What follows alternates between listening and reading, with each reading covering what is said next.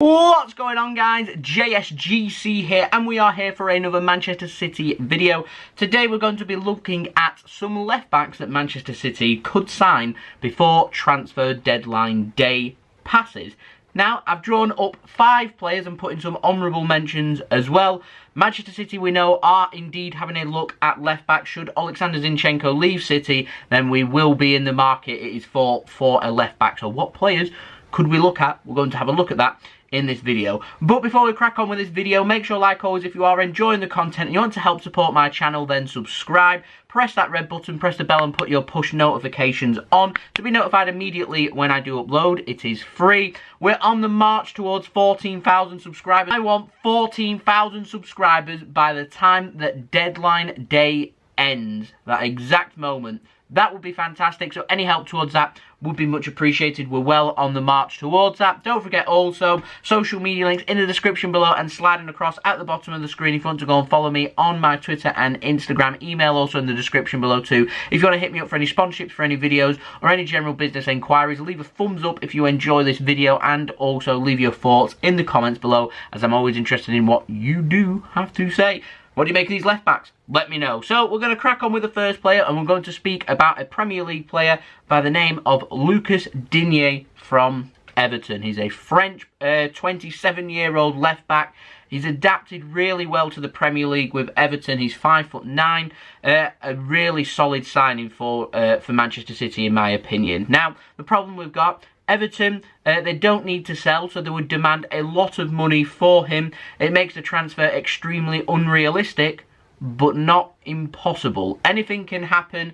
I will say, though, that of all the players that I'm going to speak about in this video, Lucas Digne is probably the most unlikeliest to join City for how much it would cost and to persuade him to join City. But certainly a top option that I could guarantee right now not only would improve our squad at left back, but would also put us in a fantastic defensive position going forward into the Premier League. He's already playing in the Premier League. He's adapted really well. He's a solid player for Everton, and I can guarantee coming into Pep's system, he'd be a solid option for Manchester City as well. I like Lucas Digne. I would like him at City, but the price probably makes that a little bit unrealistic. Now, the next player we're going to have a look at is Theo Hernandez. He's a left-back French 22-year-old, good age for Manchester City, that we like to target, and also obviously plays as a left-back. He plays for AC Milan. I've been doing some digging, not really found a price on how much Theo Hernandez may cost. AC Milan, I'm not sure if they're in a position that they need to sell or not. As far as I'm aware, they're not in that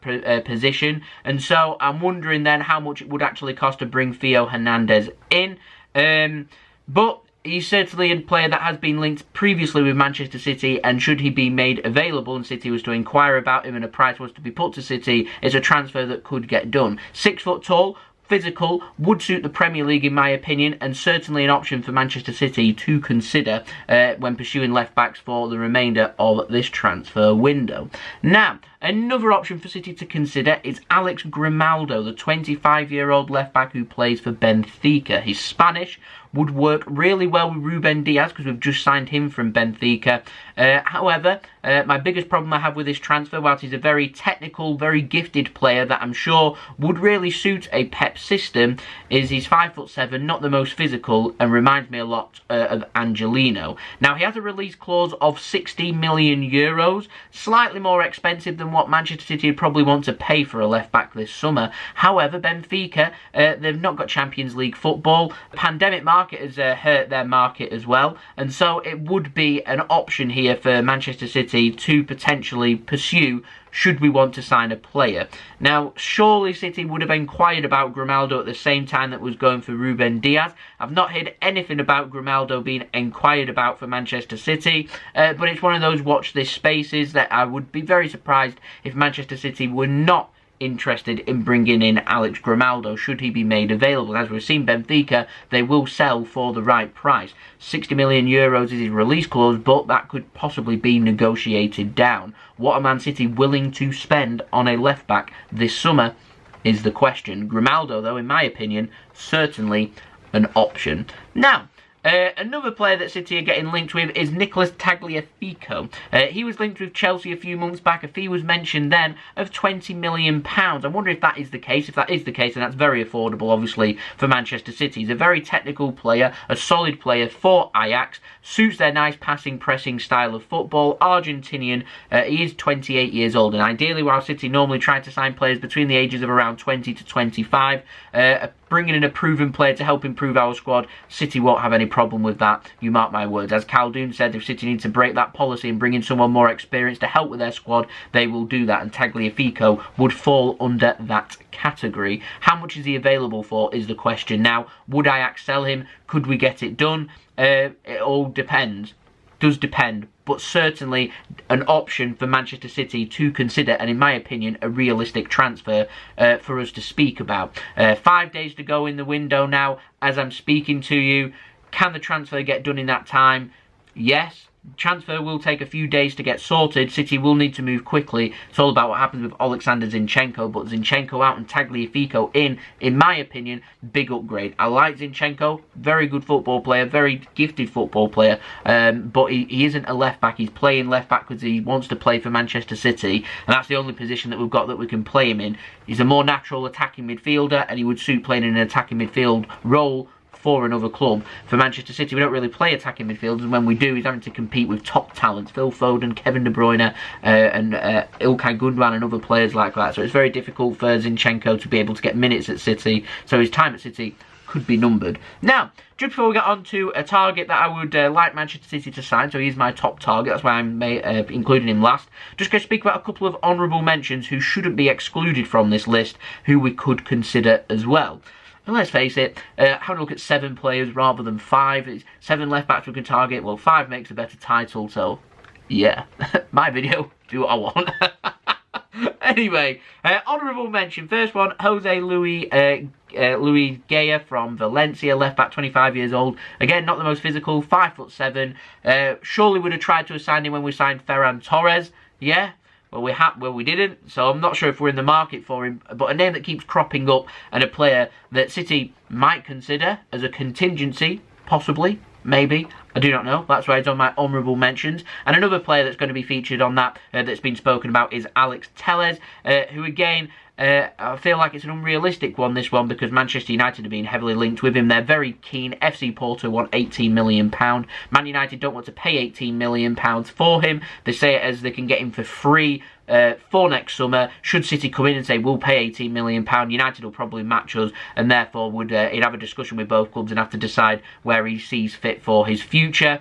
Could Manchester City steal the march here on Manchester United? It could be done. The 27-year-old Brazilian left-back, he's 5'7", an alright signing in my opinion. I've not really watched him, so I don't know how good he is, but United chasing him, if City are interested, then maybe FC Porto might put the price up. Maybe FC Porto will let the player decide. I really do not know. We have seen a similar situation to this before. If we all think back to Bernardo Silva, when he arrived at Manchester Airport, all the Man United fans got very giddy, thought he was joining them, he's been heavily linked with them, and then he was holding up a Manchester City shirt.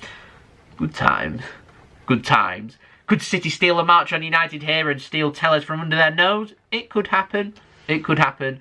On my honourable mentions, though, because I do think he will join Manchester United this summer. Now, moving on to our last target, and the player I would really like City to really push forward to try and sign is David Alaba, the 28-year-old left-back at Bayern Munich. Obviously, he can play centre-back as well, covers defensive midfield too, work with Pep Guardiola as well. We know how versatile he is, a very solid defensive option for Manchester City. Bayern Munich, would they sell? I reckon they would for the right price. It is being rumoured, though, that they're not going to accept any bid for him. They want him to stay. Presume they're going to try and get him to sign a new contract, which isn't any nearer. I'm wondering if City did. Apparently, they were valuing it around 30 to 40 million euros. I'm wondering if City did go in towards that higher end, 35 to 40 million euros, whether Bayern Munich might be tempted to take the cash and run. Certainly, I think City should be testing them if that is the case.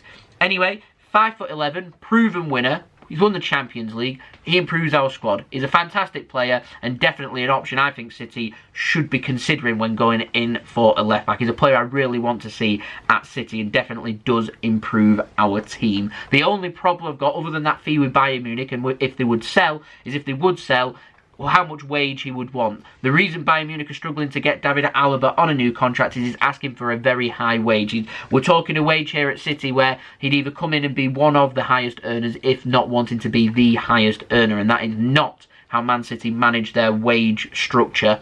And so that makes this transfer now unrealistic, which is why I've had a look at all these other players. City have to consider this.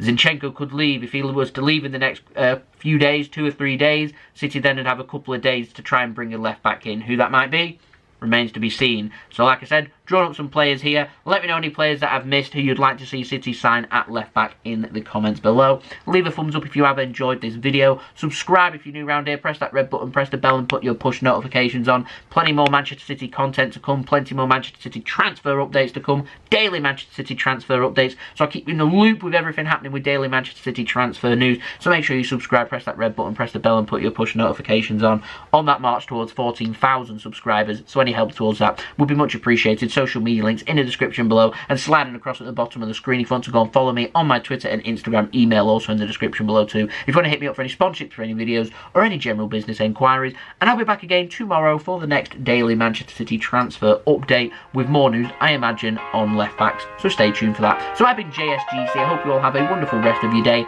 Thank you for watching. I hope everyone is safe and well. Peace. Ciao for now.